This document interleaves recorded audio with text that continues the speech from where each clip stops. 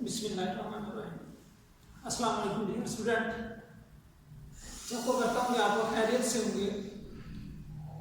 Chemistry का हमारा काम है जो chapter 4 structure of molecules, lecture number हमारे पास 1 है कि चैप्टर नंबर 4 हमने स्टार्ट किया है, इसका लेक्चर नंबर हमारे पास 1 है और ये हमारे पास है define chemical bond, why atoms form chemical bond, कि हमारे पास केमिकल बॉन्ड क्या होता है और मजीद जो एटम होता है वो केमिकल बॉन्ड क्यों बनाता है। काफी ज्यादा इंपॉर्टेंट क्वेश्चन है ये वाला, ये 2 दफा लोअर बोर्ड में लॉन्ग क्वेश्चन के तौर पे आ चुका है, तो इसका मतलब काफी ज्यादा इंपॉर्टेंट ये लॉन्ग क्वेश्चन। अच्छा, हमारे पास टॉपिक इसका define chemical bond, why atoms form chemical bond. Chemical bond होता क्या है और जो एटम्स होते हैं वो आपस में केमिकल बॉन्ड बनाते क्यों। तो सबसे पहले हम अगर इंट्रोडक्शन इसकी बात करते हैं तो इंट्रोडक्शन में हम कहेंगे कि ये जो कंसेप्ट था केमिकल बॉन्डिंग का, ये हमारे पास साइंटिस्ट था गिलबर्ट न्यूटन निवस, इसने ये वाला कंसेप्ट दिया था और कब दिया था 1916 में, 1916 में इसने दिया था गिलबर्ट न्यूटन निवस ने। उसके बाद मजीद हम डेफिनेशन की तरफ चलते हैं कि हमारे पास केमिकल बॉन्ड होता क्या है। The forces of attraction between the atoms in a molecule that hold the atoms together। हमने कहा कि हमारे पास वो फोर्सेस जो एटम्स को आपस में जकड़े रखती हैं, होल्ड करती हैं एक मॉलिक्यूल के अंदर, हम उन्हीं फोर्सेस को हम क्या कहते हैं, केमिकल बॉन्ड कहते हैं। यानी पहली बात हमें ये पता ही है क्योंकि जब हमारा जिस्म भी बहुत से एटम से मिलकर बना हुआ है और भी बहुत सी चीजें हैं इर्द गिर्द, हर चीज जो है एटम से मिलकर बनी हुई है, तो हमें पता है कि जो एटम्स होते हैं वो क्या होते हैं, आपस में जकड़े होते हैं और जब भी किसी चीज को शेप मिलती है वो शेप तब ही मिलती है जब एटम्स होते हैं आपस में जुड़े हुए होते हैं। तो इसी तरह वो फोर्सेस जो एटम्स को आपस में जोड़े रखती हैं वो हमारे पास क्या कहलाती हैं, केमिकल बॉन्ड कहलाती। अच्छा, हमारे पास मेन क्वेश्चन है why atom form chemical bond. जो एटम होता है वो केमिकल बॉन्ड क्यों बनाता है, यानी एटम केमिकल बॉन्ड या बॉन्ड क्यों बनाता है। पहली बात हमारे पास मेन इसका पॉइंट है टू अचीव स्टेबिलिटी, स्टेबिलिटी को अचीव करने के लिए। अच्छा, अब स्टेबिलिटी क्या है। अब स्टेबिलिटी होती है कि इंसान किसी के ऊपर इन्हिसार छोड़ दे।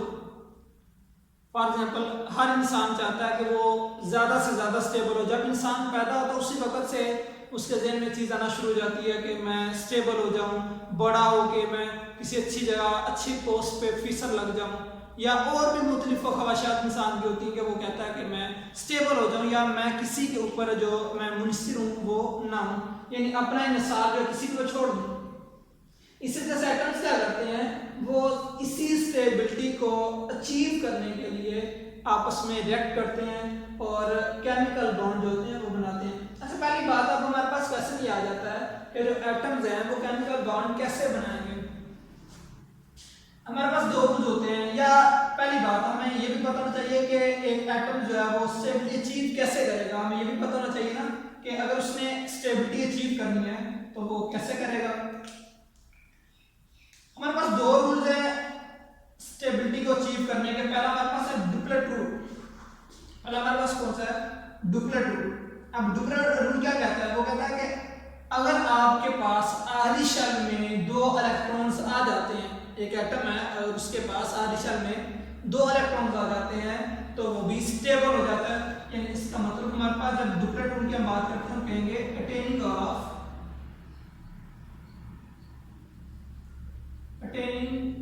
of 2 electron in the valence shell।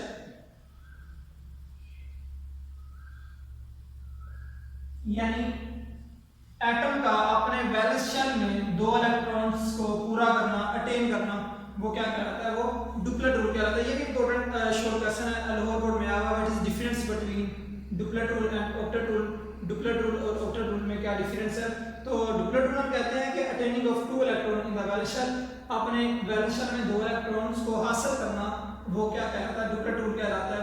ये लेकिन ये जो डुप्लेट रूल है ये सिर्फ लिमिटेड है चंद एलिमेंट्स के लिए।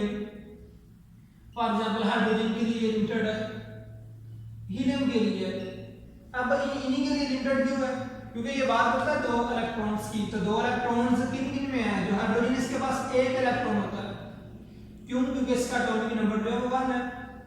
हीलियम है, इसके पास 2 इलेक्ट्रॉन होते हैं, क्यों, क्योंकि इसका जो एटॉमिक नंबर है वो कितना है, वो इसके पास 2 है। तो इसका मतलब है ये जो रूल है डुप्लेट रूल, ये एप्लीकेबल है सिर्फ हाइड्रोजन पे और हीलियम पे, क्योंकि हाइड्रोजन के पास 1 इलेक्ट्रॉन है और हीलियम के पास 2 इलेक्ट्रॉन है। अब इसके पास तो 2 इलेक्ट्रॉन भी, ये कैसे स्टेबिलिटी गेन करेगा, ये पहले ही स्टेबल होता है, क्योंकि इसके पास 2 इलेक्ट्रॉन है, हीलियम जो होता है वो पहले ही स्टेबल होता है। लेकिन जब हम हाइड्रोजन की बात करते हैं तो हाइड्रोजन के पास 1 इलेक्ट्रॉन होता है, वो मजीद 1 इलेक्ट्रॉन को गेन करता है और गेन करके वो भी स्टेबल हो जाता है। अच्छा, ये तो हमारे पास पहला रूल था, attaining of 2 electron in the valence shell, इसका डुप्लेट रूल। लेकिन अगर हम ऑक्टेट रूल की बात करते हैं तो ऑक्टेट रूल के बारे में हम कहते हैं अटेनिंग ऑफ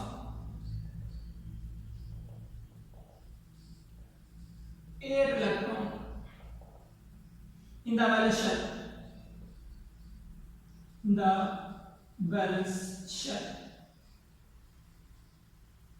हम कहते हैं कि हमारे पास ऑक्टेट रूल, ऑक्टा से निकला होगा, और ऑक्टा का मतलब होता है 8।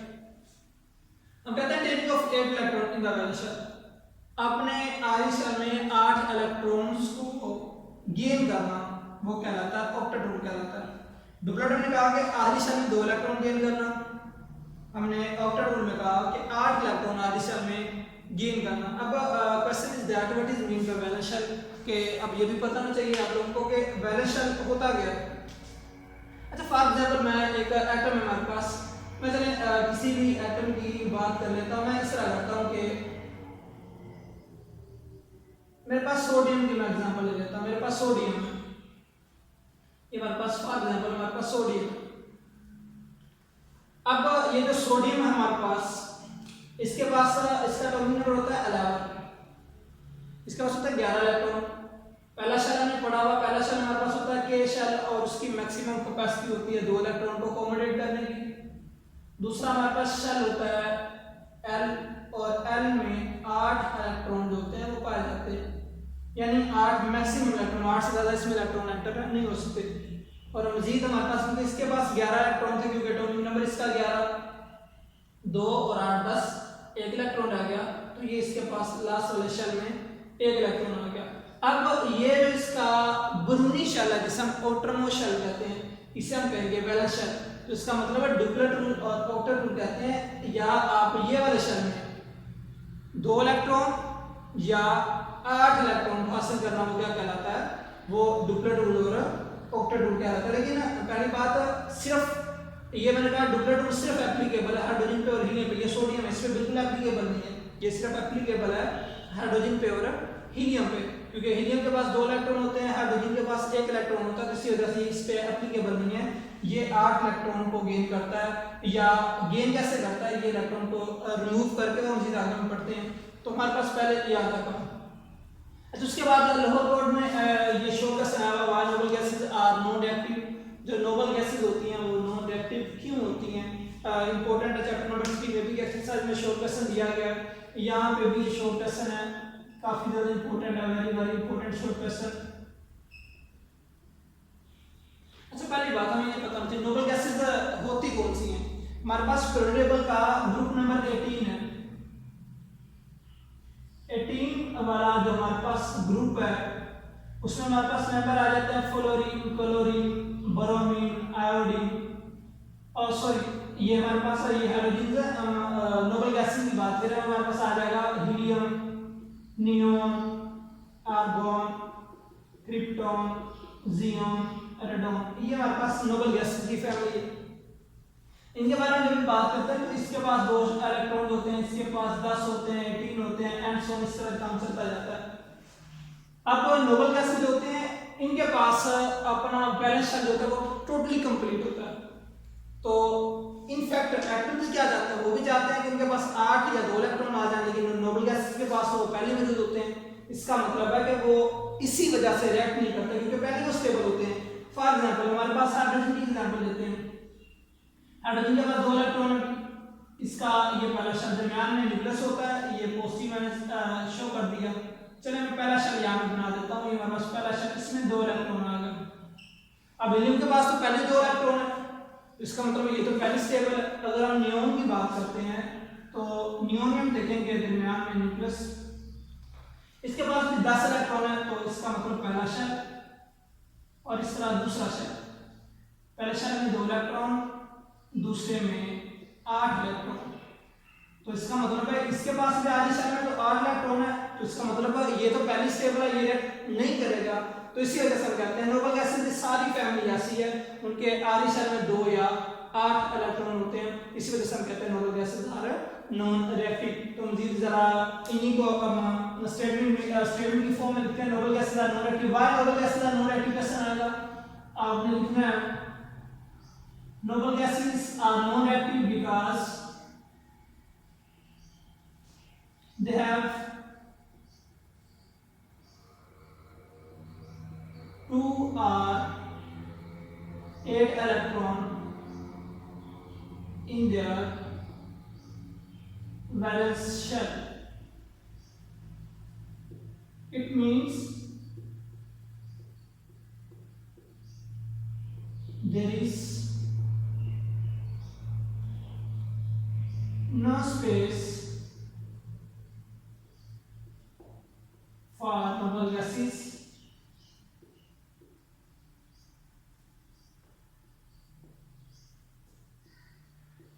to accommodate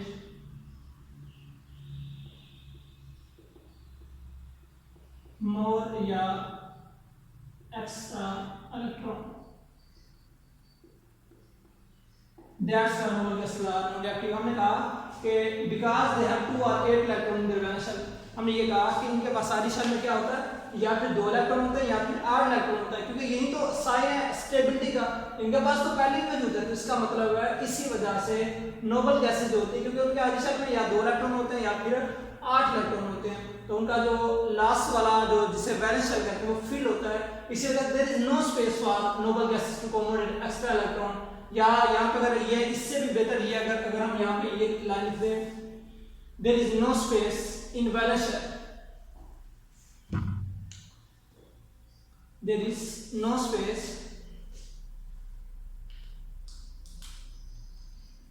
in their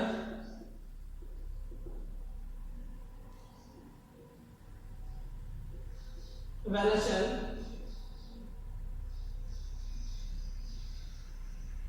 to accommodate more या extra electron, क्योंकि इनके पास खाली जगह नहीं होती, क्योंकि मैंने कहा था के शेल में 2 इलेक्ट्रॉन होते हैं, 2 से ज्यादा आ नहीं सकते, और दूसरा हमारे पास एल शेल होता है उसमें मैक्सिमम 8 इलेक्ट्रॉन होते हैं, इससे ज़्यादा आ नहीं सकते। इसी वजह से इनके पास मजीद जगह नहीं होती कि इलेक्ट्रॉन में समा सकें, इसी वजह से noble gases are non reactive. मजीद हमारे पास आगे चीज़ आ जाती है कि importance of electronic configuration of noble gases. इसकी नोबल गैसेज की इलेक्ट्रॉनिक कन्फिगरेशन की अहमियत क्या है, इसी मैंने ये रिप्रेजेंट कर रहा है इलेक्ट्रॉनिक कन्फिगरेशन को। तो पहली बात है एटम जो आपस में रिएक्ट करते हैं वो सिर्फ इसी वजह से करते हैं कि वो नोबल गैसेज जैसी इलेक्ट्रॉनिक कन्फिगरेशन अचीव कर लें। एटम्स आपस में रिएक्ट क्यों करते हैं, to achieve stability, to achieve stability, या हम कहेंगे या to achieve electronic configuration of noble gases, यानी नोबल गैसेस जैसी इलेक्ट्रॉनिक कन्फिगरेशन हासिल करने के लिए atom react each other, atom react each other. ये एटम्स क्या करते हैं, वो दूसरे के साथ रिएक्ट करते हैं सिर्फ इसी स्टेबिलिटी को जो कि नोबल गैसेस के पास होती है, वो नोबल गैसेस जैसी इलेक्ट्रॉनिक कन्फिगरेशन हासिल करने के लिए वो क्या करते हैं, एक दूसरे के साथ रिएक्ट करते हैं और रिएक्ट करके प्रोडक्ट बनाते हैं। फॉर एग्जांपल, अच्छा अगर ये रिएक्ट ना करते तो क्या होना था, हमारे पास कोई चीज नहीं होनी थी। फॉर एग्जांपल हमारे पास अब ऑक्सीजन है O2 जो हम रिस्पिरेशन के दौरान इस्तेमाल करते हैं सांस लेने के लिए। अब ये भी O और O से मिलकर बनी है, इसका मतलब है मोनोटोमिक ऑक्सीजन जब मिलती है ऑक्सीजन बनता है। अगर ये भी स्टेबल होता ये भी स्टेबल होता तो ऑक्सीजन कैसे बनती। अगर फॉर एग्जांपल हम वाटर की बात करते हैं, वाटर H2O, यहाँ पे 2 हाइड्रोजन है और यहाँ पे 1 ऑक्सीजन। अगर ये सारी चीजें स्टेबल होती तो इसका मतलब वाटर कैसे बनता। तो यही रीजन है कि इलेक्ट्रॉनिक कन्फिगरेशन जो कि नोबल गैसेस की होती है उसी को अचीव करने के लिए ये क्या करते हैं, आपस में रिएक्ट करते हैं। तो मजीद जरा हमारा इसका थोड़ा सा बाकी रहेगा, शॉर्ट क्वेश्चन ये भी है, how atoms attain electronic configuration of noble gases, जो एटम्स होते हैं वो इलेक्ट्रॉनिक कन्फिगरेशन नोबल गैसेस जैसी कैसे हासिल करते हैं। तो भाई यहाँ पे हमारे पास देयर आर 3 वेज, हमारे पास 3 तरीके होते हैं कि जिससे एटम जो होते हैं वो इलेक्ट्रॉनिक कन्फिगरेशन नोबल गैसेस जैसी अटेन करते हैं। तो हमारे पास पहला होता है बाय शेयरिंग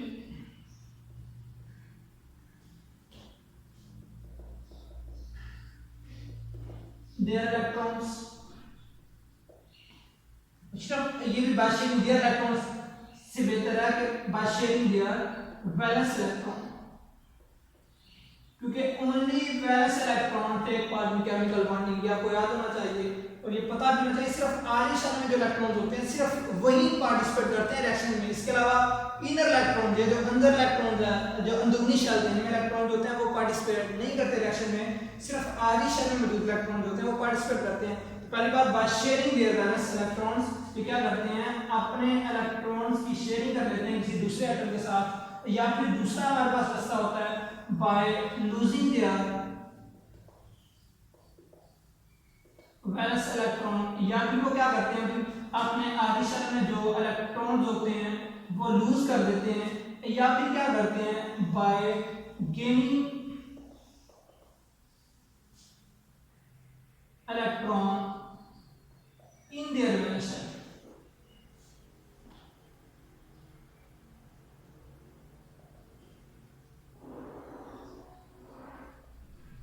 या फिर वो क्या करते हैं, या फिर वो अपने अंदरूनी शेल में जिसे हम ऑटोनोमस शेल कहते हैं उसमें क्या करते हैं इलेक्ट्रॉन को गेन कर लेते हैं। लेकिन ये भी एक ना रूल होता है, हमारे पास रूल ये होता है कि जिसके पास 4 से ज्यादा इलेक्ट्रॉन होते हैं वो इलेक्ट्रॉन को गेन करता है, जिसके पास 4 से कम इलेक्ट्रॉन होते हैं आरी शेल की बात कर रहे हैं, जिसके पास 4 से ज्यादा आरी शेल में इलेक्ट्रॉन होते हैं वो इलेक्ट्रॉन गेन करेगा, जिसके पास 4 से कम होते हैं वो इलेक्ट्रॉन लूज करेगा। क्वेश्चन इज दैट कि जिसके पास 4 होते हैं वो क्या करता है, अभी वो शेयरिंग करता है, क्योंकि हमारे पास थर्ड ऑप्शन जो बच जाती है वो शेयरिंग की बच जाती है, वो क्या करते हैं शेयरिंग करता है।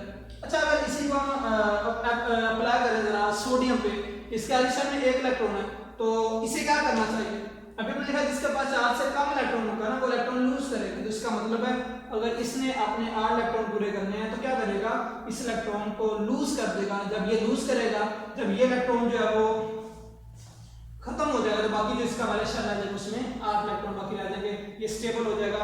इसी तरह जिसके पास फॉर एग्जांपल में छोटी सी एग्जांपल हमारे पास क्लोरीन की ले लेते हैं, इसके पास 17 इलेक्ट्रॉन होते हैं, क्लोरीन के पास 17 इसका एटॉमिक नंबर होता है, तो इसके पहले शेल में आ जाते हैं कि 2 इलेक्ट्रॉन, दूसरे में 8 और मजीद तीसरे में आ जाते हैं 7 इलेक्ट्रॉन।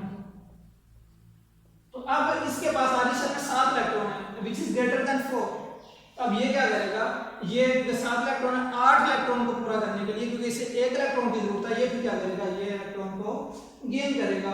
तो इसका मतलब है कुछ एटम होते हैं वो इलेक्ट्रॉन को शेयर करते हैं, कुछ गेन करते हैं, कुछ लूज करते हैं। इस तरीके से वो क्या करते हैं आपस में दूसरे के साथ रिएक्ट करते हैं, केमिकल बॉन्ड बनाते हैं, मजीद प्रोडक्ट बनाते हैं। तो ये हमारे पास काम था लेक्चर नंबर 1। पहला हमारे पास टॉपिक क्लियर जो कि हमारे पास था कि एटम्स आपस में केमिकल बॉन्ड क्यों बनाते हैं। तो इंशाल्लाह आई होप दैट के आपको क्लियर हो गया होगा।